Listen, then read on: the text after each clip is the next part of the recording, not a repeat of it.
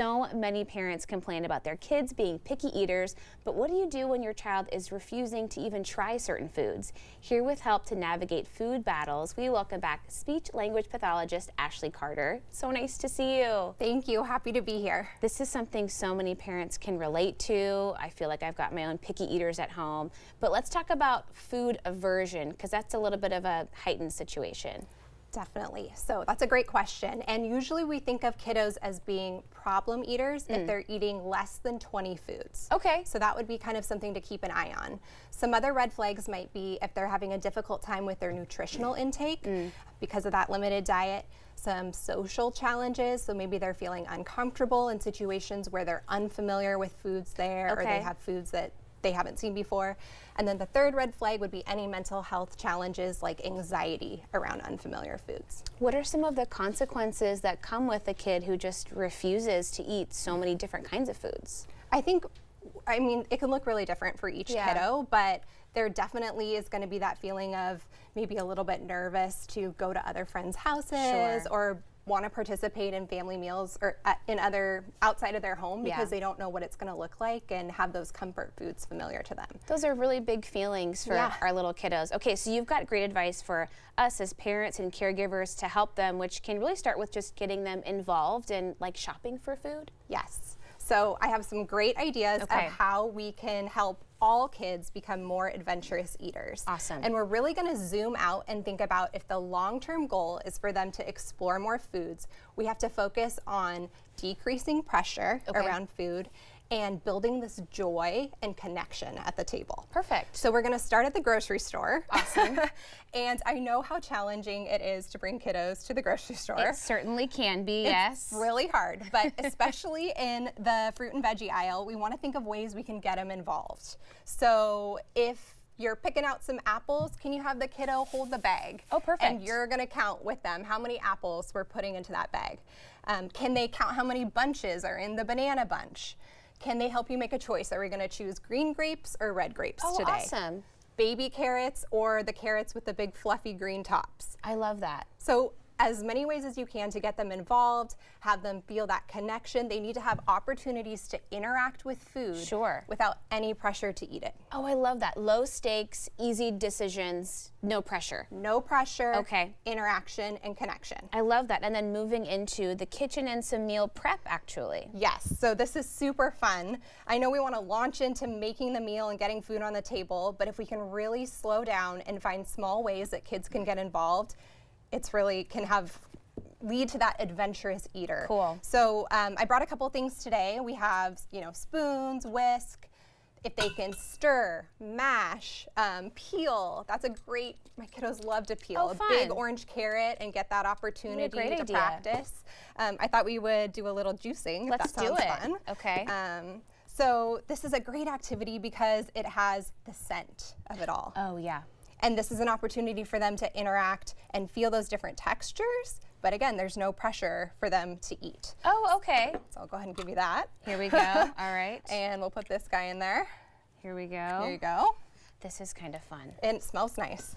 I do feel like my kids have such a strong response to citrus, and it must be just the smell. There we go. You ready for your lemonade stand now? Okay, here we go. This is a good workout too.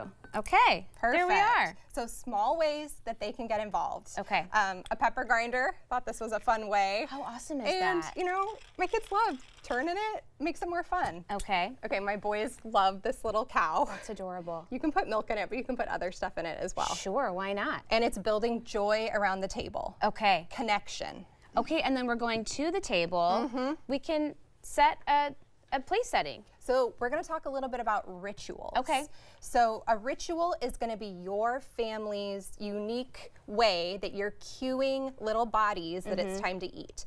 And things like a placemat, a candle, these provide visual cues that tell kiddos what's going to come next. Okay. It's predictable.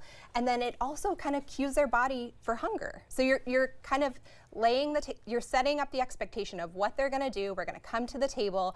Some families say a prayer or sing a song. There's kind of this expected, predictable outcome, and we're building joy and connection around the table.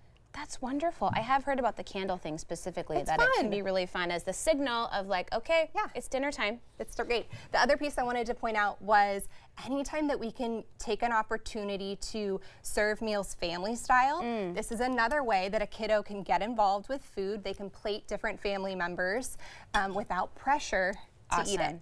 I know we're really, as parents, sometimes it's tempting to only serve foods that we know our kiddo Right. will eat. Yep.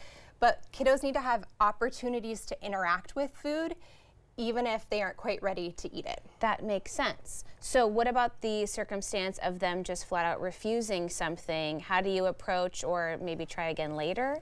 Great question. Okay. So I would try to redirect that language to something they can do. So Okay. if they say, I don't eat that, or I don't want that, is it something that they can smell? Can they squish it? Oh. Can they kiss it? Can they describe the properties of it? Oh, it's green, it's skinny, it's crunchy. So there's ways that we can continue to provide that exposure without the pressure to eat it. I love that. And then they get more familiar, and maybe eventually they'll have that comfort and go, all right, I am going to take a bite. Right. Watch this, Mom. Exactly. And then speaking to that, we know kiddos are most motivated to try foods that the people they love and trust most Sure.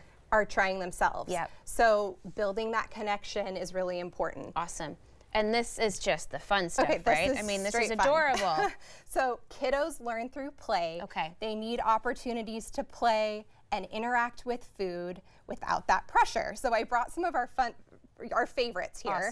Awesome. But using little picks, and you can make little critters, is a really fun way to let kiddos explore different Awesome. textures. We use that a lot. You can make little robots or little people. Oh, and I love you've got this laid out in one of these just cute ice cube trays. I mean, what a great idea. Happy to reuse those. Okay. And then here is a sandwich. I thought we could do a little cookie cutter sandwich. Okay. Now remember, we want the kiddo to be doing the cookie cutters. There we 'cause go. It's about them being a part of the process and getting to Okay. pick out shapes and interact.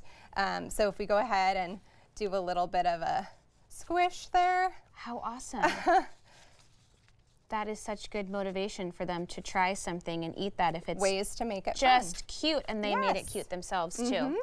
This was such great stuff. Thank you so much for being here. Thank you for having So many me. ideas. Okay, we will Loved have it. more information on our website at katu.com. We'll be right back with more Afternoon Live right after this.